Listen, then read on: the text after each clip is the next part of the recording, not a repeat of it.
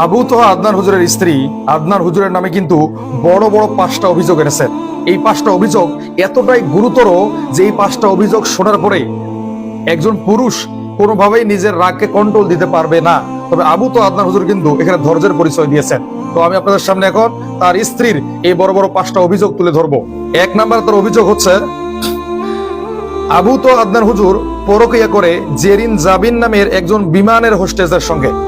তার 2 নম্বর অভিযোগ হচ্ছে, আবু তোহা আদনান হুজুরের মাদ্রাসায় ছেলে মেয়েরা একসঙ্গে লেখাপড়া করে, অর্থাৎ তিনি বলতে চাচ্ছেন যে নারী পুরুষের সেখানে অবাধ মেলামেশা। 3 নাম্বার তার দাবি, আবু তোহা আদনান হুজুরের মাদ্রাসায় সবসময় অনেক ধরনের মেয়েরা যাতায়াত করে এবং সেখানে আবু তোহা আদনান হুজুর যাকে ভালো লাগে তার সঙ্গে রিলেশন তৈরি করে।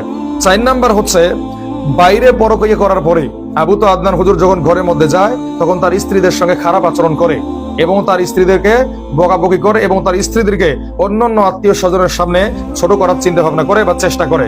5 নম্বর অভিযোগ হচ্ছে, রংপুরে অন্য একটা আলেমা মেয়েকে প্রেমের প্রলোভন দেখিয়ে তার সঙ্গে দীর্ঘদিন যাবত অনৈতিক কাজ করেছে, এক পর্যায়ে এই মেয়েকে ছেড়ে দিয়েছে। তো তার স্ত্রী কিন্তু এই পোস্টে এরকম 5টা ভয়ঙ্কর মিথ্যা অপবাদ আদনান হুজুরের নামে দিয়েছে। তো আমরা আশা করি যে আদনান হুজুর নিজের মুখে তার স্ত্রীর সম্পর্কে জাতির সামনে বলবেন এবং সবার সামনে বিষয়টা ক্লিয়ার করবেন।